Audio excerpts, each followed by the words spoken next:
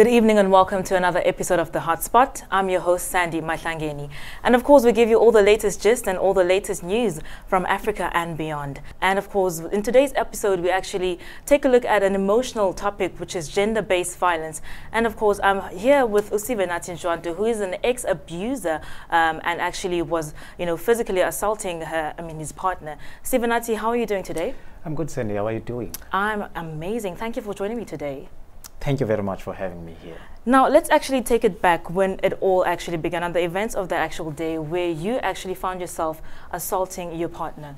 Take me to the, to the events. The day was 14th of October, 2014. Previous day, I was working night. I had a night shoot. So in the morning, I was obviously tired. So I had the phone ringing, and it was irritating me. So I asked her to pick up the phone because it was her cell phone.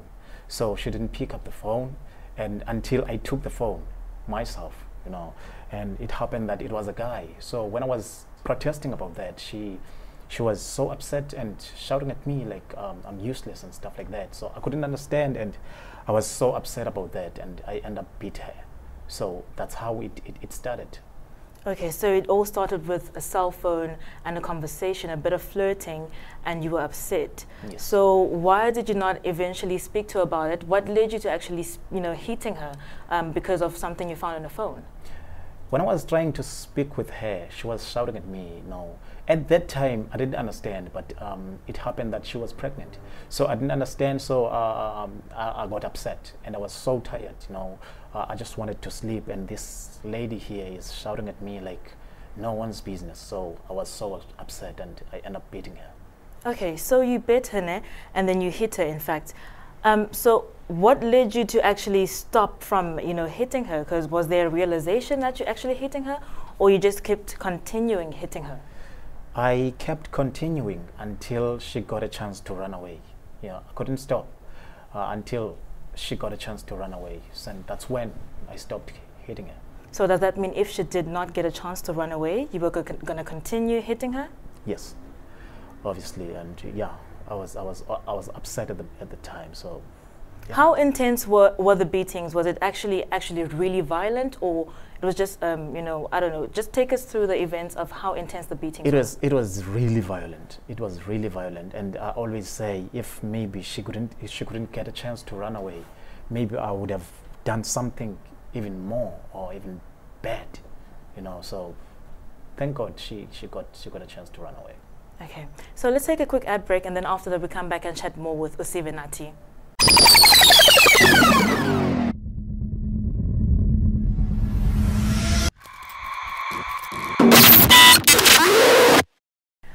Welcome back. You're watching The Hotspot right here on CME TV. And of course, just before the break, I was mentioning the topic of the day, which is gender-based violence. A topic which is quite, sensitive and emotional for all our society, where people are actually afraid of being the next victim, and where, our mothers, our sisters, our nephews, our nieces were part of such huge statistics of gender-based violence. And today we take a look at what is gender-based violence. And because we are actually in the month of October, where it is gender-based violence awareness, and we've got a guest today who is an ex-abuser, and his name is Sivenathi Ntshwanti. And he's going to be telling us about his story and how he found himself at the end of, abusing his partner. Sivenathi, you're an actor, and, it's not very common to see someone who is an actor, an artist, a musician, being part of, violence and, physically assaulting their partner. But you actually found yourself in that, part. But firstly, how are you today? I'm doing fine, Sandy. How are you doing? I'm amazing. Thank you for joining me today. So I think it's fair enough for me to actually give you, a space to actually tell us about the story, how the events led to you actually hitting your partner, and how you actually physically assaulted her. So please tell us what happened on that day. It was 14th of October, 2014. Previous day, I was working late shift. I was shooting a night shoot. In the morning, I was obviously tired, and I had this phone ringing. It was irritating. When I was asking her to pick up the phone, she couldn't pick up the phone until I took the phone, and happened that it was a guy. So when I was questioning her about this guy who's phoning her, and she didn't pick up the phone, she just shouted at me. So I was so surprised. She was shouting at me all of a sudden. Why? You understand? So I got upset, and when I was upset, she was upset also. You know, I didn't know that she was pregnant at the time. So I ended up beating her, hitting her so hard. You know, yeah, that's how it started. So when you say hitting her so hard, how intense were the beatings? Was there any bruises, any bloodshed, or anything like that? Take us through the events of what happened. It was very hard. It was very hard to the extent that there was bloodshed. You know, the last time I saw her, she was bleeding, and she got a chance to run away. So, yeah. So before you actually noticed that, you know, or before she ran away, when you saw her bleeding, did it occur to you that you actually had to stop? Not at that moment. Not at that moment. I was still upset, you know, until after 2 days, you know, when I realized that she's not coming back. We were staying together. So when I realized that she's not coming back, that's when I realized that I was wrong. And I tried to call her. She couldn't pick up. So yeah, that's when I realized that I was wrong. So you also mentioned pregnancy, which means there was a baby involved. So you said a week before she came back, she told you she was pregnant. So after you then realized that she was pregnant whilst you were still beating her, how did that make you feel? No, she told me she was pregnant a week after. Oh, a week after? Yes, a week after she told me that she was pregnant. Then when I was just recalling that all those shouting and all those swearing, it was just hormones, you know, and I was so disappointed to myself, you know. I was asking myself why, you know. I had to calm myself down, and I had to find myself and ask myself, who am I? Am I an abuser or what? You know, so I was so disappointed in myself. Was this the first encounter for you? It was. Fortunately, it was, and it was the last. Okay, let's take a quick ad break. After that, we come back and unpack more about Sivenathi's story.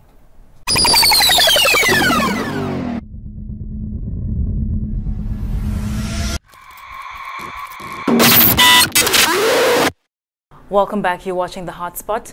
And of course, the topic of the day is gender-based violence. Now, in June of 2018, the South African government agency revealed shocking statistics that the femicide in South Africa has actually spiked up at 117% just between 2015 and 2017.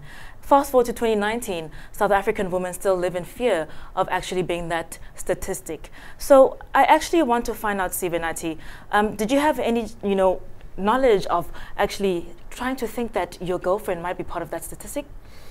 No, not at the time. Not at the time. But after I realized that I was wrong, and when I was seeing the killings, you know, 2016, that's when I realized that my girlfriend would have been one of those who would have been one of the victims. Yeah.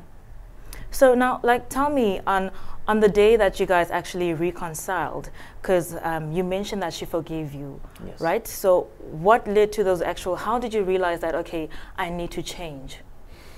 You know, after she told me that she was pregnant, obviously I have to calm myself down, and I have to search myself. I have to search my soul, you know. I realized that I was wrong. Even after 2 days, when she was not coming back home, I realized that I was wrong. You know, even though she shouted at me, but I realized that I was wrong. I didn't have a right to physically abuse her. Yes.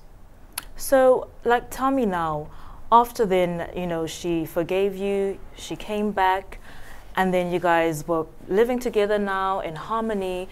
There were times, obviously, where you would, you know, have quarrels as, you know, couples. Then how did you fight the urge to want to hit her again if you had those quarrels? Yeah, through the process, I learned how to handle such situations. You know, I must say that I was immature at first, because it was my first time staying with her, and I wasn't ready for that. So now, when I was staying with her, it was a year after, you know. So when I realized how wrong I was, you know, so every time we would have such quarrels, I would just apologize or just walk away, you know, because we can run away from the fact that girls do talk, you know. So yeah, I would just walk away.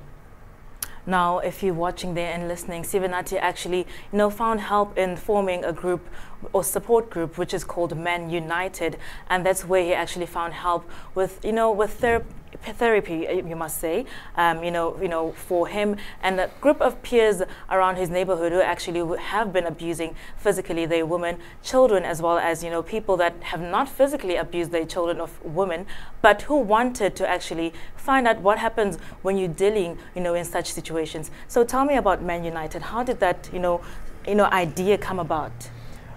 In 2016, after 2 years of this fighting with my woman, I met with the guys as an artist. We were in studio, usually in studio we just record and go home, but on that day we were having conversation, tapping a lot of things, private and public stuff.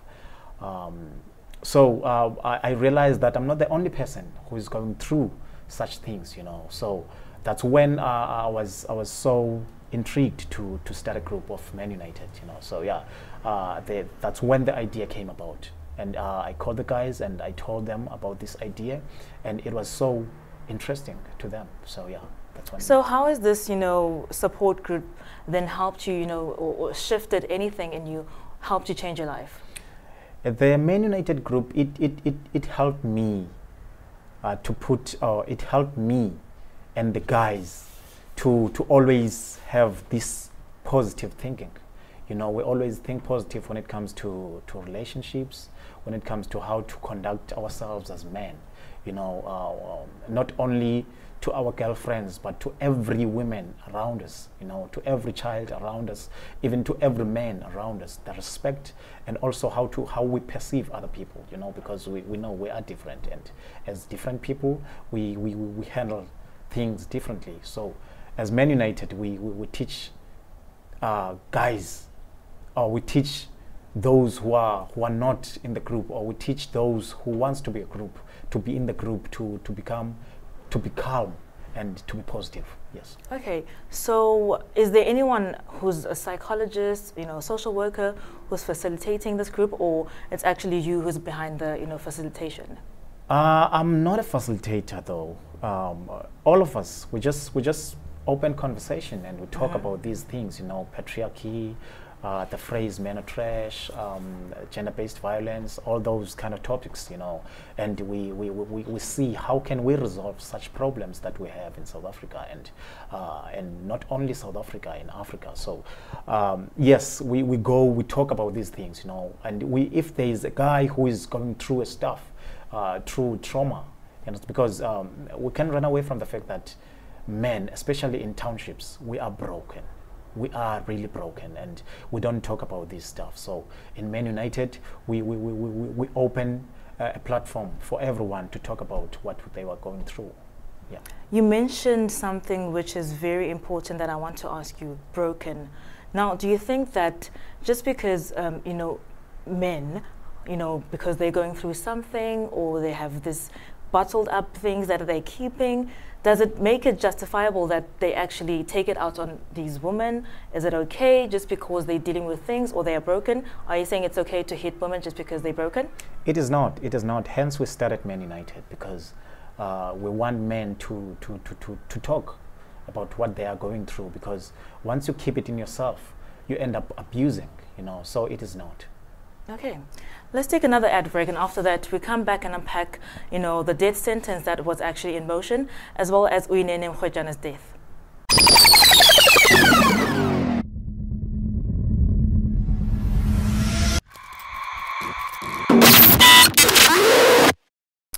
Sivenathi, you mentioned patriarchy, and I want to know, what role does African culture, play in gender-based violence?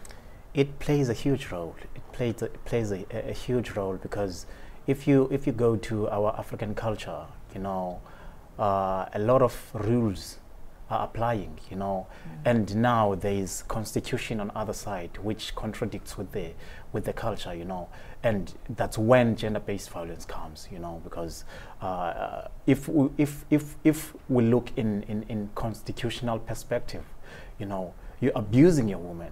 But if we're looking at our African culture, you are not abusing that woman, you understand? To make an example, we always say a man is the head of the house.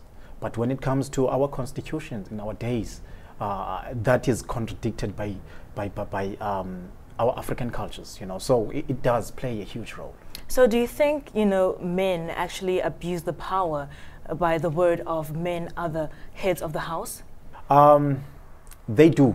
They do abuse the fact that men are the head of the house, you know, because in our days there is constitution and there is culture, which is, if we talk about constitution, we will talk about 50-50, but if we talk about culture, we talk about man is the head of the house. So we're confusing those two, you know. So I wouldn't say if we talk about culture, they abuse, but if we talk about constitution, they do abuse it. Okay, so you mentioned constitution, right? Do you think that, you know, women are given, you know, much more, you know, rights to voice out their concern? Because obviously, take a look at the MI Next movement. A lot of people, just because of the recent brutal death of Uyinene Mrwetyana, Baby Lee Jegels, do you think that women, you know, are given enough power to actually, you know, advocate, you know, their concerns when it comes to gender-based violence? Because I feel like there's a gap when it comes to, you know, them, expressing their concerns. Do you think they're given enough, you know, power to express their concerns?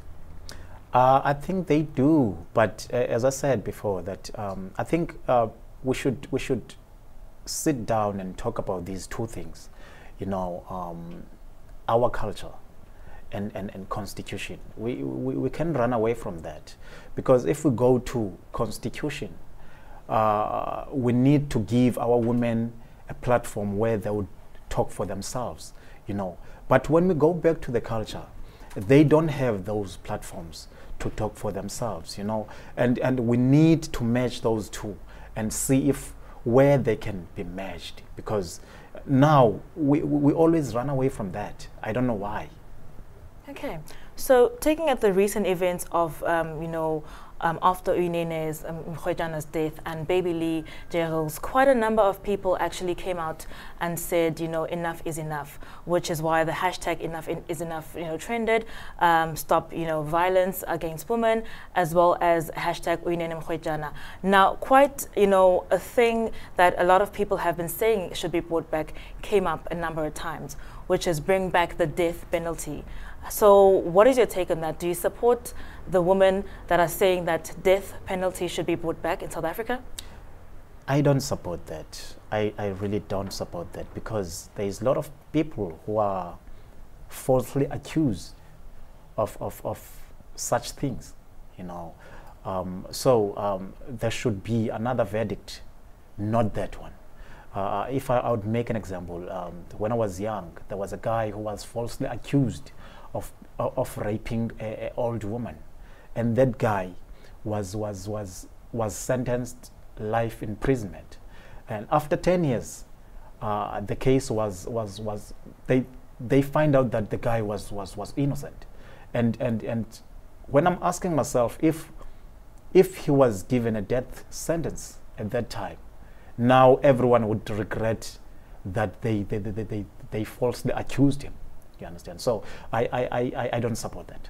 I really don't. Okay, let's take another quick ad break, and after that we come back and actually wrap this up.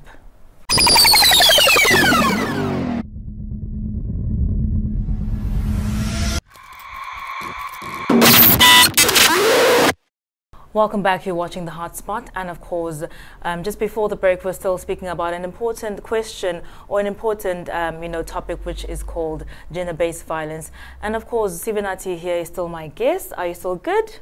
I'm good, Sandy. That's great, that's great. So, there's a question I want to ask you now.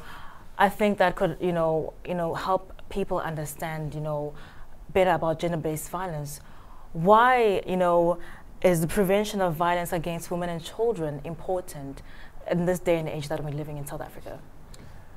It is important because it's something that has been trending, and if we look to women, we can run away from the fact that we cannot live without women, So if you cannot live without something, why do you abuse it? You know, so it is so important for a man to stand up and say, stop, to put a stop on this gender-based violence.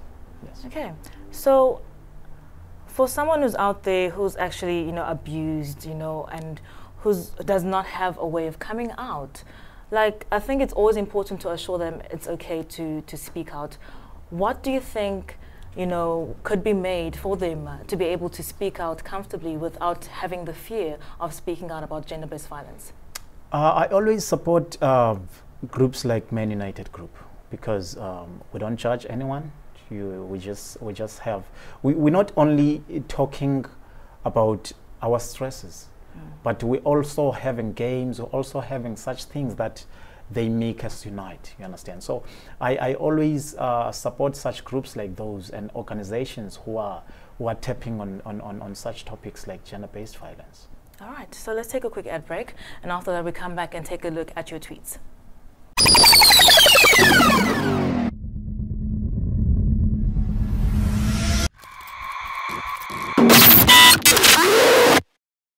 Welcome back. You're watching The Hotspot, and of course I'm joined by Sivenathi on the hot seat today. Right now I'll take a look at the tweets that have been trending right through the gender-based violence crisis that's been happening in South Africa. So Sandwich Angel says, what type of a men are we coexisting with that have to be reminded to protect and not be our killers? So what would you say to Sandwich Angel? As she says, what type of a man? What I would say to men, that we really don't need to be reminded that. We really don't need to be reminded. We need to set an example of a man where we love our women. So yeah, that question is so deep, and it's so emotional when it comes to us as men. Right. So let's take a look at another one, and we've got Sandwich Angel again. So what all these men who committed these brutal murders and many other men lack is self-restraint. Self-restraint works hand in hand with morality. See, morality means one, behaving well at the time. Hashtag rest in peace Uinene Mkhwejana. Hashtag rest in peace Ayaka Giane. Hashtag rest in peace Leandra Jegels. Hashtag South Africa shutdown. Do you have a comment on that one? Yes, I do have a comment on that one. You know, as men, I think we really need to have such organizations where we sit as men and see where is the problem, you know, because we do have a problem, definitely. There is no man who can just take a knife and kill such a beautiful angel, you know. We need to have such groups. We need to have such organizations where we sit down, where we meet as men, you know, because I believe that most men, they don't become open when we are a group of people, when there is every gender where we are. But if we can meet as men and we talk about those things, you know. Early this year there was something called men conference. Apparently we were just playing, you know. But how I wish there could be such thing, you know, where we just meet and talk about such issues that we're going through. And I think we could resolve such problems that we're going through. You know, I think in one of the earlier questions that you answered, you mentioned something about people holding back or, you know, bottling things up. So there's an African culture that says a man does not cry. Do you think some of these things are pushed or triggered by these things? Do you think, because you just mentioned now that, you know, there's no way someone would actually do something without being triggered. Do you think that's what is happening with our men today? Yes, I think it has an impact on abusing, you know. I always contradict to that. Men doesn't cry. No, I do cry. I do cry. Every time I feel like crying, I do cry because I know not crying is so dangerous. So yeah, it could be one of the things. Okay, so let's take a look at the last tweet. And this one is from Jennifer at Sikhamedzi. So hashtag am I next, hashtag GBV. Involve men in the conversation. Men need to be an integral part of the conversation. We cannot win this fight if only women are talking about the issue. The best opportunity we have now is to educate as many individuals as we can. So Jennifer says that. I think you just mentioned that as well. Do you have any comments that you'd like to add on that as well? I don't have another comment to add on that, but yeah, she's right. She's right. We need to be involved in such topics, you know, and talk about these things and answer such questions, because there are a lot of questions that we need to be questioned and we need to answer, you know. So yeah, she's right. Sivenathi, we're about to wrap this off, and I want to give you a chance to actually, you know, look into the camera and tell people what comments that you'd like to give them as they actually, you know, take word from what you actually went through, but also give them encouragement that if you're out there abusing a woman, a child, you know, someone who's an elderly, whoever it is, that it's okay to change. Okay, thank you, Sandy. What I would say to especially men is that let us stop abusing women. Let us stop abusing children. It is okay to talk. It is okay to talk. Just find someone that you are free to talk with. It is okay to cry, you know, because sometimes we always say a man doesn't cry. It is always it is safe to cry, because talking, crying is part of healing. So by those words, I say, let us stop women abuse. All right. Thank you very much, Sivenathi, for joining me today. And I hope that you continue with your movement, and may Men United grow and, you know, help, you know, reach many other men who are going through what you went through.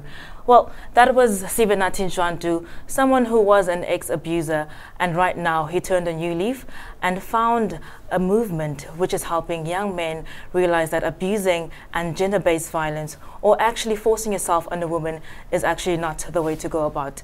And if you're out there who you want help, or you need to get out of a situation that you think that is not healthy for you, it's okay to come out and say, I need help.